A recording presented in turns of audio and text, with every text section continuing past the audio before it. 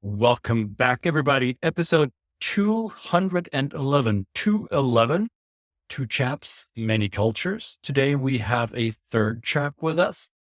That very chap wrote a book called Humanly Possible. See, the chap number one is holding it up so the chap number two can talk about it. So we'll talk about what is humanly possible and is it possible? Are we humans? We'll find out.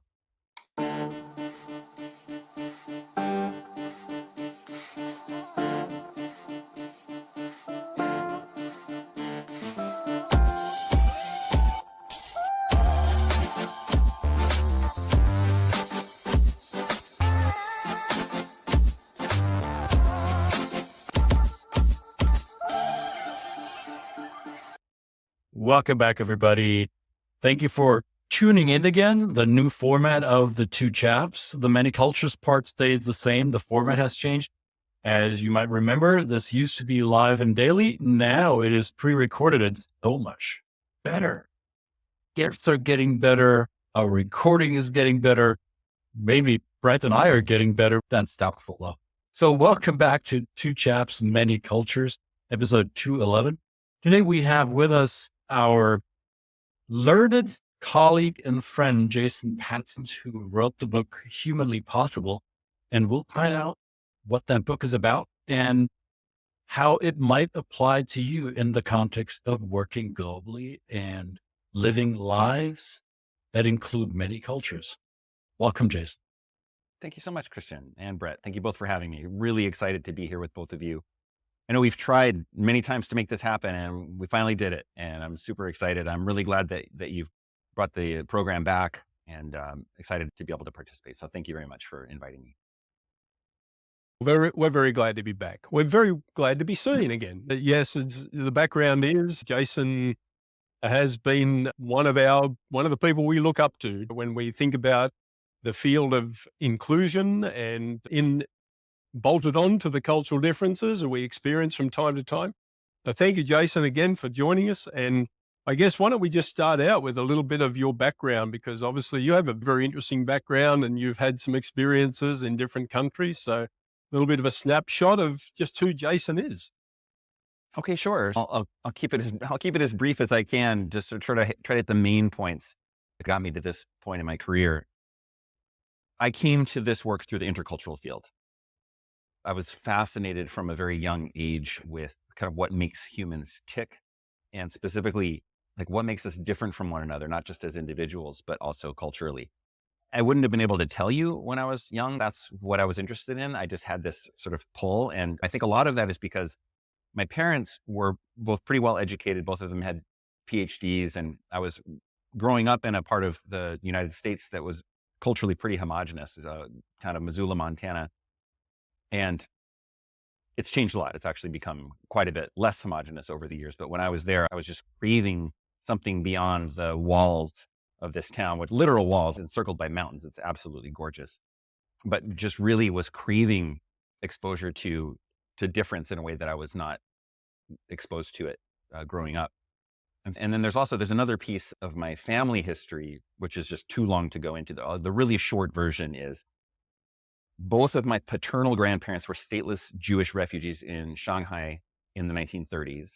My dad spent the first 11 years of his life in Shanghai through all of World War II and then the Communist Revolution, and then his family fled to San Francisco.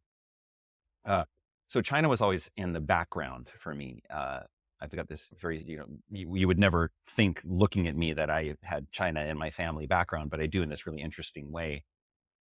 And when I had the chance to leave home and go off to college, I started studying Mandarin Chinese and Chinese history, chose East Asian studies as a major, just absolutely fell in love with the language and culture and the epic suite of history, and ended up I took a year to decompress after college, and then I went to teach English in a remote city in Northeast China and promptly began to make every single mistake you could possibly make from an intercultural perspective, recognizing I had a lot of knowledge, but I had no idea how to relate effectively with these people, actual human beings who are all around me.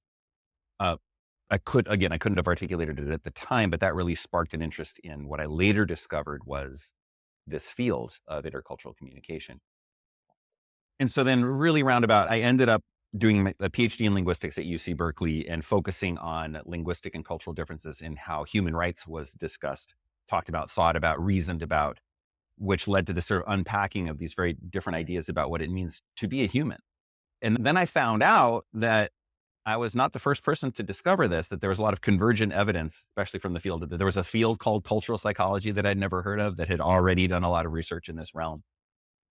And I had so I had this interest in intercultural communication, but I was also interested in international education, having had these international experiences. And so I was extremely lucky to be hired a year after I finished my PhD to direct a new study abroad program that Stanford was launching in Beijing. And so this is where I started to have experience as a leader in an organizational setting, and also in a bilingual and bicultural kind of an environment, which kicked off a whole other set of learnings. And this is where power really started to come into I started to come into an awareness of my own power, and how, as somebody imbued with organizational authority, and also as somebody who carried with me the cultural capital of being somebody from the United States, and I'll use the term America here, which I know in the intercultural world, we try to say US American versus different kinds of Americans. But when I say American here, very intentionally, this sort of mythology of this larger than life culture, that I carried a lot of cultural capital as well, not only through the English language, but also being from the United States, just carried a lot of power with it as well. And how my actions had outsized impact because of these different forms of power that I carried. And the more familiar I got with the intercultural field, the more I found the field generally to be lacking in an analysis that is based and grounded in power.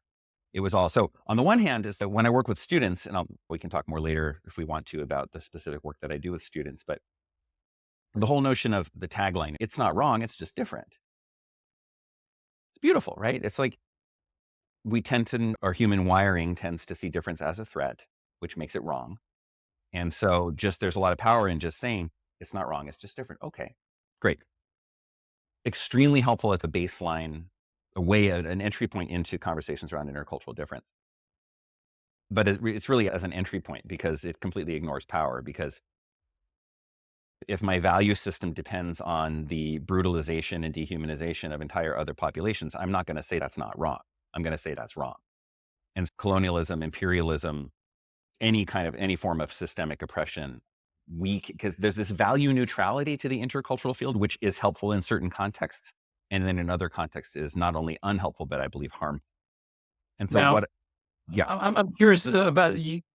You've used the word power quite frequently now, and then I want to specify, or maybe let you clarify how you experience your power in that timeline, so to say, because I have a feeling I understand what you're saying, because and please correct me if I'm totally wrong, but when I discovered what you refer to as power, it was this, I can speak both languages to a degree that I fit in and feel like I belong. I also understand both cultures to a degree that very few other people around me do.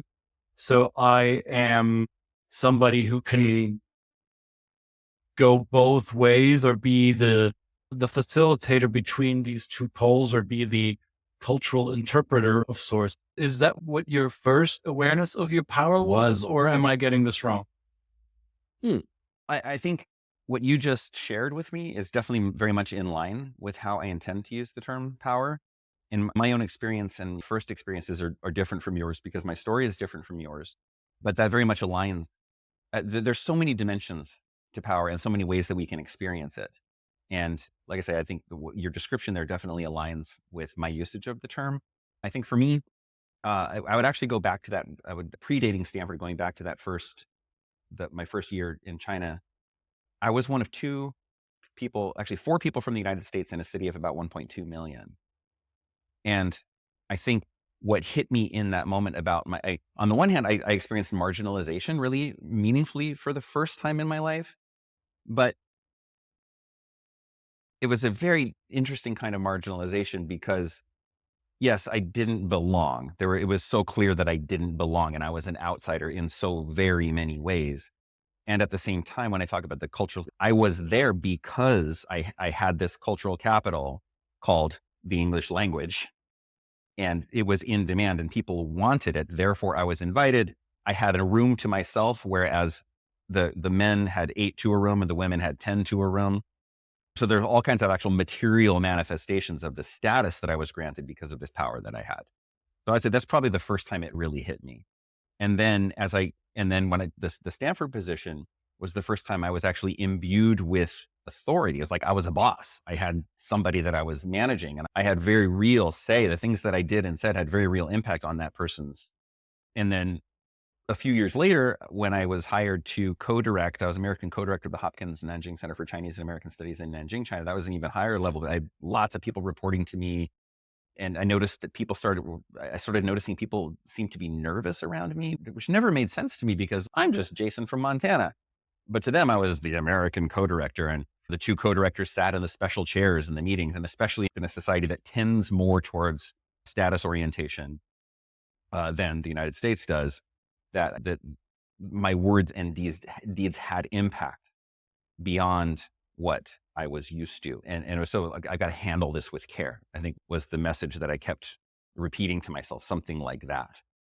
And then an extremely important piece of this that I write about in the book this imbues the book, and I get into this right from the very, very beginning, is this form of power that we call privilege or unearned advantage as well, which is a particularly tricky and wily form of power because, first of all, to the extent that we hold privilege, we tend not to be aware of it.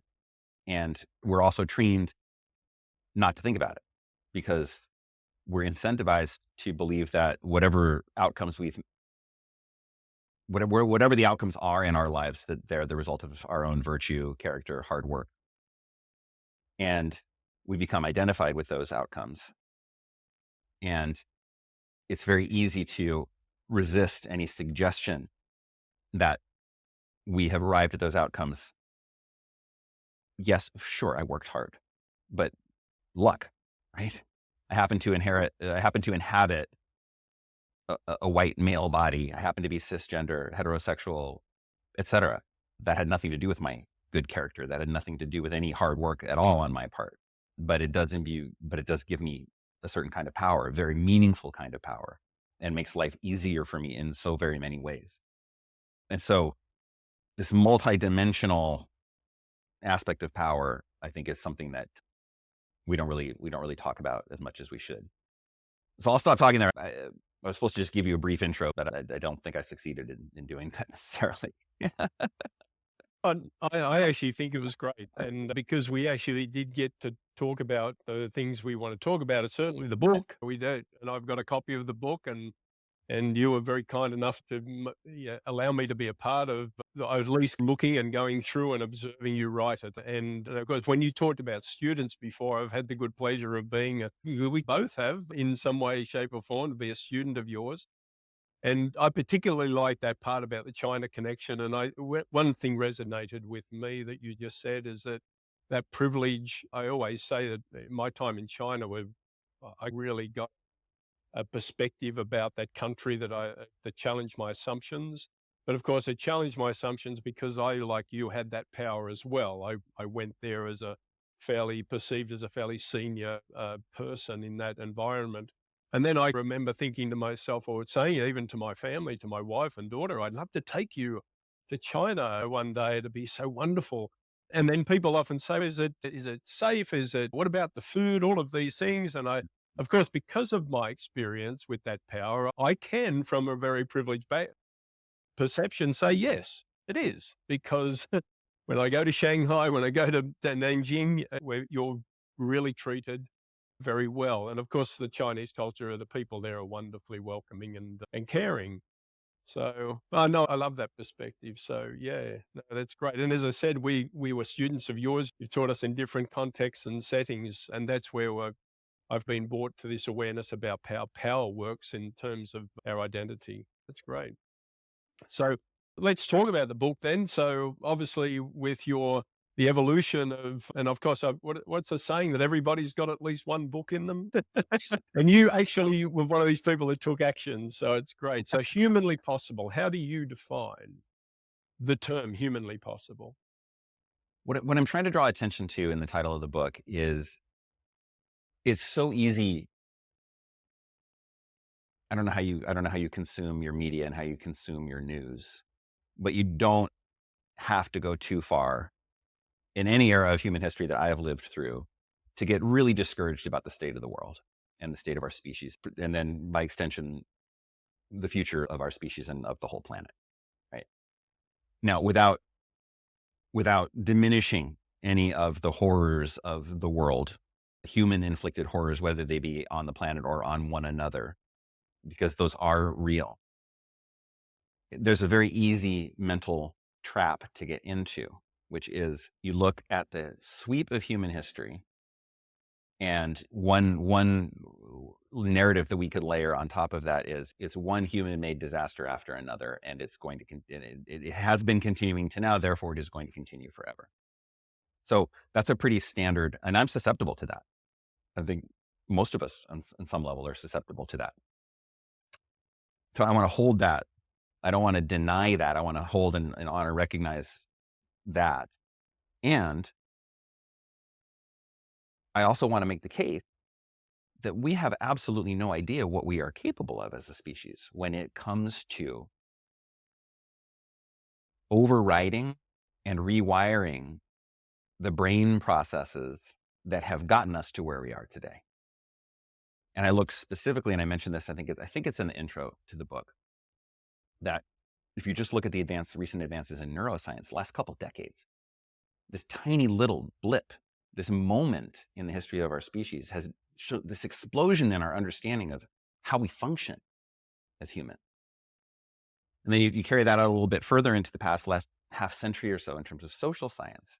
How do human groups, in-groups and out-groups, the nature of prejudice, the nature of discrimination?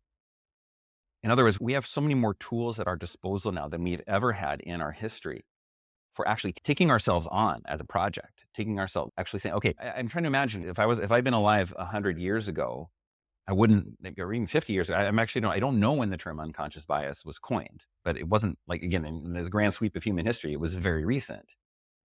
And I'll just say 100 years ago, because I'm sure the term was coined less than 100 years ago. So you take this physical configuration called Jason and stick me 100 years ago, what tools would I have had at my disposal for looking at my own brain and its own functioning? Probably not much. There's philosophy there. I would have had access to all of the philosophers and all of their wisdom, but from a scientific perspective, from an empirical perspective, not much of anything. So I pose it as a question, like, what is humanly possible? Well, we don't really know.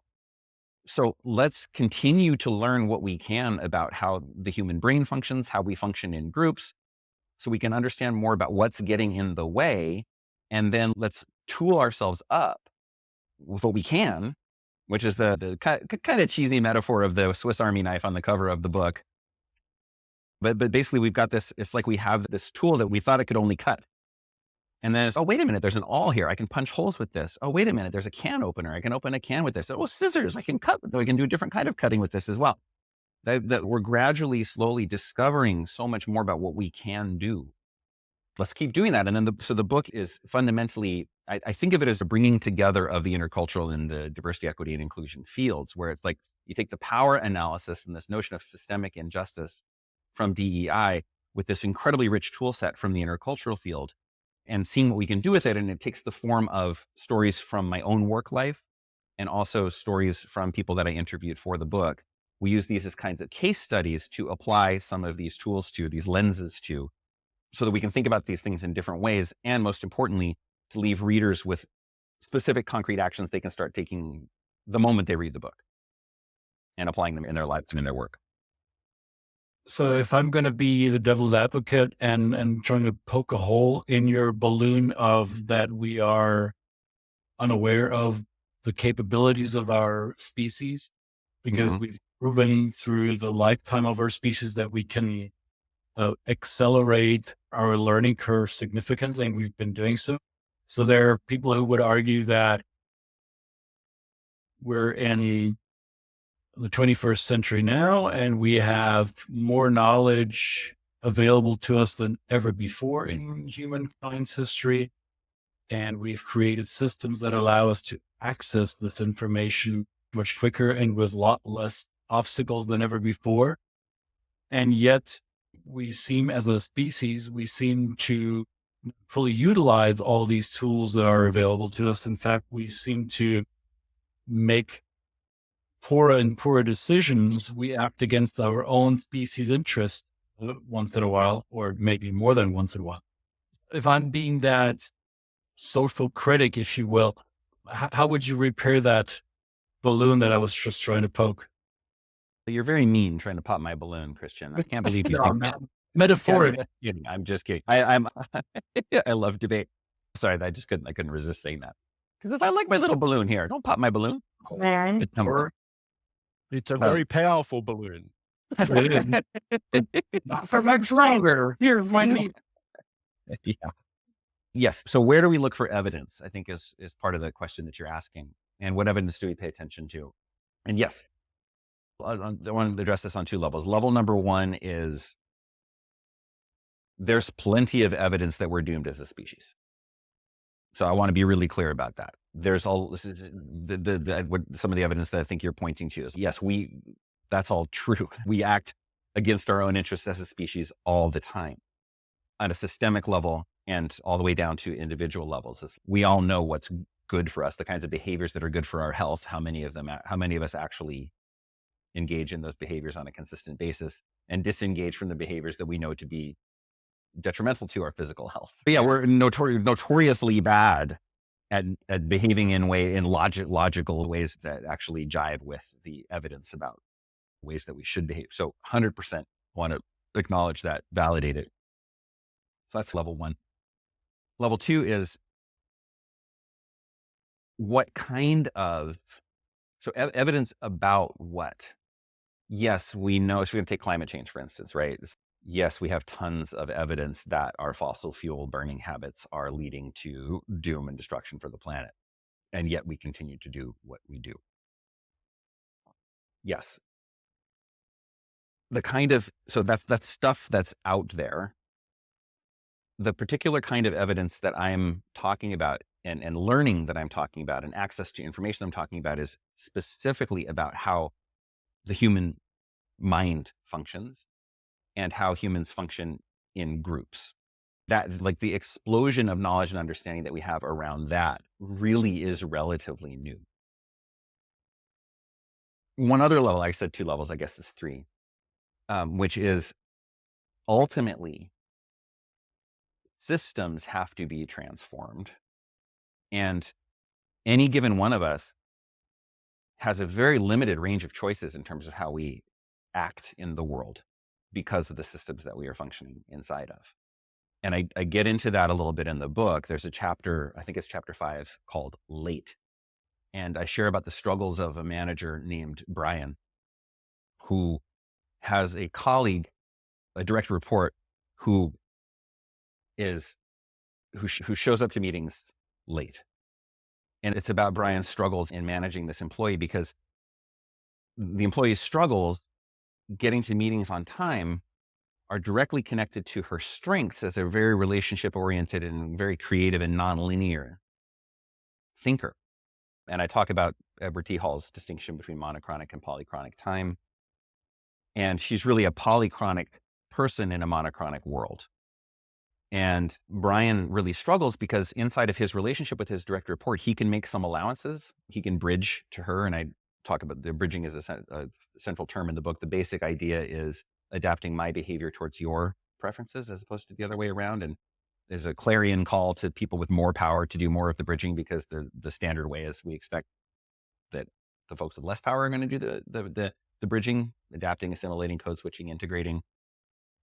But Brian is also ultimately limited because he has a boss who tells him that he needs to manage his employee such that she always shows up to every meeting on time. So there's a system of monochronic behavior that is monochronic time. For your listeners who may not be familiar with the concept, monochronic time is in the Western industrialized societies, like we structure time in terms of discrete blocks. And the way that we arrange our work is when a certain time arrives, it's time to do X. And sometimes that's a meeting, for example. And time is a precious resource directly connected to money, another precious resource. And if you show up to a meeting late, you are actually dishonoring. It's a form of disrespect of this precious resource called time. And it structures so much, this whole notion of monochronic time structures so much of how we work in the modern industrialized world, not even necessarily just the West anymore. That power structures will work to enforce that system. And Brian gets caught right in the middle of that. So Brian's trying to be an inclusive leader. At the end of the day, part of how he ends up managing this staff member is by saying, shrugging his shoulders and saying, you really just need to show up to these meetings on time, the ones with the big boss, and let me strategize with you about how you can do that. Leave an extra half hour. Don't schedule anything right before the meeting. Set out for the meeting across the building 10 minutes earlier than you might otherwise, so that you can have the conversation. When you bump into people, you can have those conversations. So really, as much as he would love to be able to continue to bridge to her polychronic preferences, because the cultural preference and the power structure, the systems in place are so insistent on enforcing a monochronic way of behaving, that Brian is limited in his ability to bridge to his colleague. That's a lot of words. I'll stop. Well, you can see the dynamic there. You actually said it's a strength of that person who is polychronic. Yeah. And if she is walking from one meeting to another, and she does take time to stop and interact with people who know her as somebody who's got a lot of resources, knowledge, expertise in certain areas, then she is actually being an effective person in that environment. So it is important, right, that we allow that inclusiveness, because if she just switches that off and starts marching through the office and ignoring her colleagues that she previously had good relationships and shared information openly, that would cause tension between her and them. Yes. It might fix one problem, but it brings up another. Exactly. And one thing I left out, but you reminded me to say, is this direct report of Brian's was a star performer based on actual performance metrics that she was theoretically being evaluated on. And she was beloved and respected in the organization, precisely because of her relational, nonlinear thinking. She's extremely creative, et cetera, et cetera, et cetera. And yeah, I want to make sure that's also part of the picture. And then amen to everything that you said. Christian, I don't know if I saved my balloon. Oh, of course. I would never dare poking it anyway. Because you like it so much, as you told us. I really do. I really like my balloon. And I like your approach to how it's the systems in which we operate that often perpetuate behaviors that are ineffective. But we as individuals might be able to bridge, right? Brian, in your example, can have this level of flexibility, even though he might prefer a different behavior. He can adjust from his position of power to the behavior of a stellar performer. And yet the system forces him to do something differently. And how we as humans design these systems as groups of people. Systems happen because groups of people decide this is the right thing to do. How do we change the group preference? How do we, not as individuals, bridge? How can we get groups of people, organizations, to bridge better? Are you asking me that question? I ask all of you, all of us. You're out there. Well, Yeah, I'm not going to answer the question. I would just say something came to my mind there, because it brings it full circle about the power that you talked about before, Jason, the power of the structures and the frameworks in which are built and people have to adapt or adapt with and insider and assimilate to. So that again becomes that kind of power dynamic between Brian and his subordinate and then his boss, and Of course, that really brings that full circle, because that structure itself is a power structure. And certain people that come into that structure already have assumed power and embedded power because they might have an alignment with that structure. Others don't. Yep. Yeah, exactly. And they've been rewarded. So one of the things that systems do is they reward and punish people. They provide an incentive structure for behaving in certain ways and not behaving in certain ways as well. And yeah, to get back to your question, Christian, is your question is the central question of this whole thing. And there's different answers depending on whether we're looking at it at an individual level, a systemic level. And this is where we take the diversity, equity, and inclusion, each of those pieces. This is where the E becomes, the equity piece becomes really salient to me when we're talking about systems, is how can we design systems that promote more inclusive environments and more equity generally, less oppression, right? Better conditions for human beings, regardless of the amount of power that they have. And so this is like, how to design those structures is not an area of expertise for me. There are people out there who have way, way more experience, like who will be hired to come into organizations and help them design systems and structures that are more equitable. That's not my sweet spot. But I've been, for example, in the last job that I held before I started my own business, I think we're a little bit behind the curve maybe, but I was appreciative so I was on a lot of hiring committees, did a lot of interviewing of candidates. And then one time I was in an interview and there was always an HR, a human resources representative in the meeting, handed out this sheet about unconscious bias and said, here are some common unconscious biases that we want to make conscious so that you're aware of these. So requiring that as part of the hiring process is one little step, but it's something, right? So you build that into your system. And then beyond that, there's hiring, retention, promotion practices and I don't know if Google was the first big company to do this, but they prohibited asking for a salary history because the gender disparities were so large. They found that all they were doing was they weren't rewarding people who were better performers. They were rewarding people who were men because they had higher salaries, because they just were perpetuating a systemic inequity. And so they ruled that out. And as I understand it, it helped to bring more gender equity into Google. I hope I'm not getting that wrong. It's definitely missing a lot of details, even if it's broadly correct. But those are the kinds of things I'm talking about where you need all of it. You need the change to be happening at all of these levels. And the systemic level is the hardest because it's the biggest, it's the thorniest. But yeah, go ahead, please, Christian.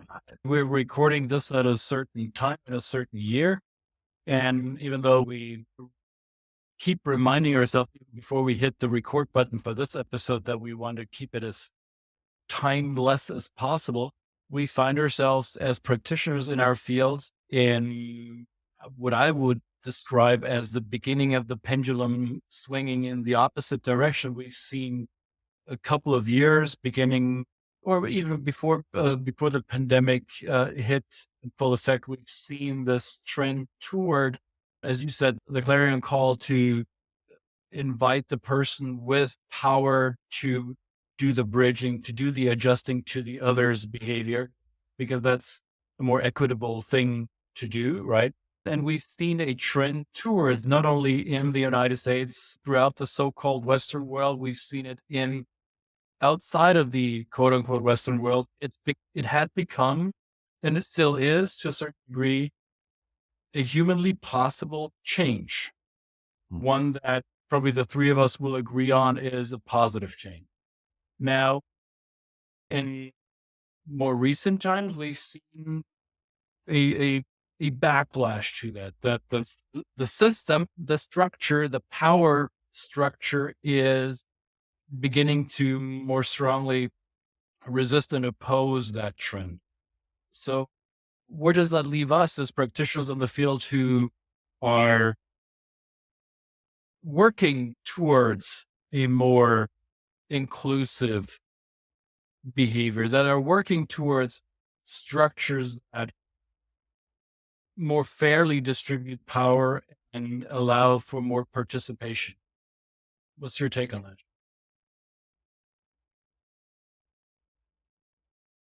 I can tell you that how I've been managing my own feelings around this, as there's a lot of feelings, not very nice feelings about this backlash. I found it helpful to put it in the context, of course this is happening. This is how systems react to threats to their power. And especially the people in the systems who perceive themselves to have the most to lose. And there's no shortage of, say, politicians who are exploiting this. So just in terms of like really my day-to-day emotional management, sometimes my moment-to-moment emotional management is just to remind myself that, of course, this is a natural and necessary phase of evolution. It's also extremely painful because people are suffering and dying to a greater extent because of this reaction.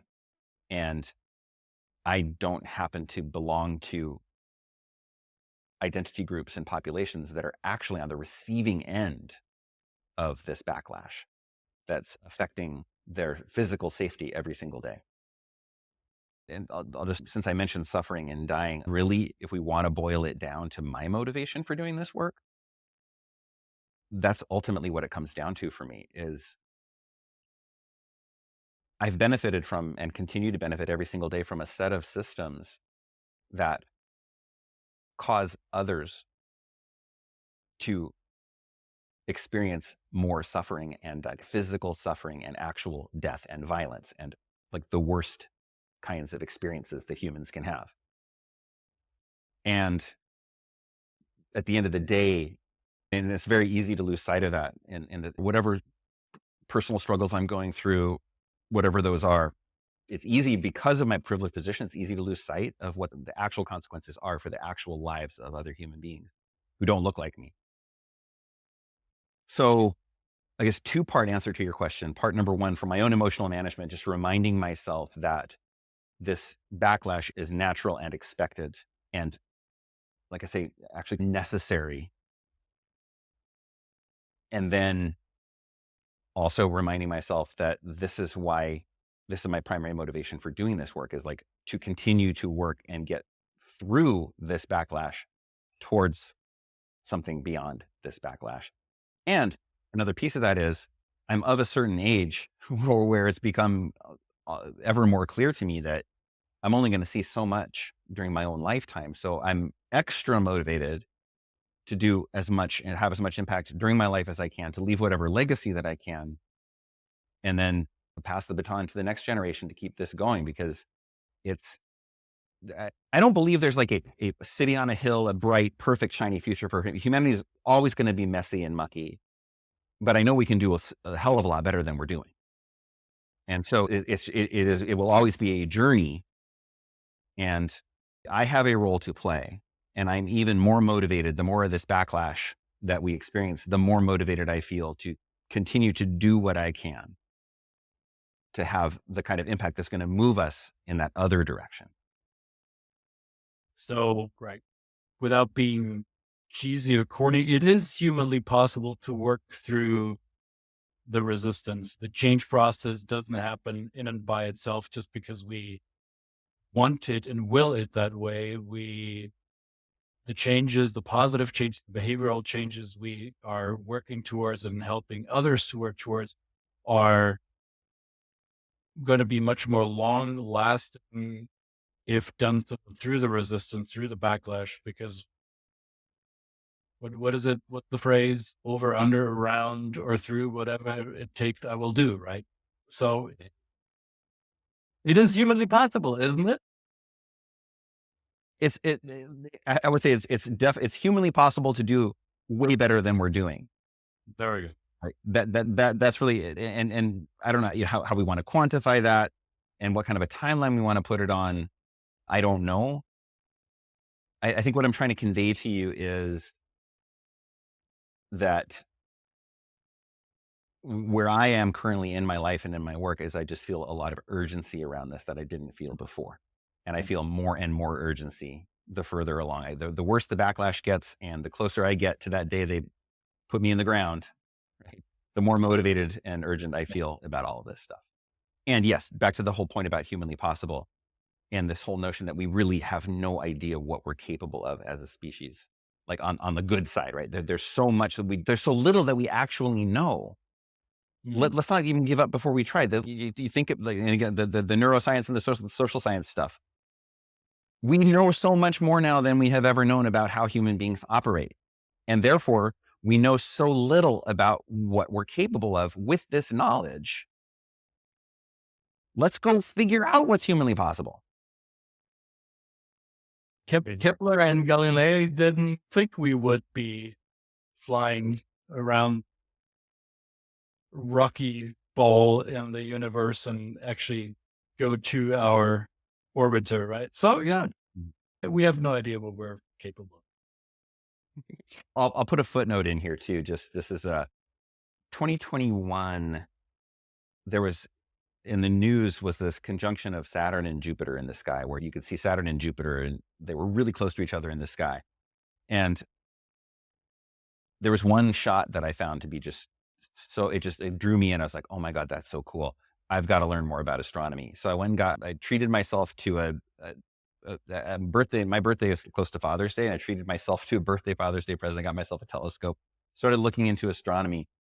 And this one thing has led to another, where I spend a fair amount of time thinking about the scope and scale of the universe.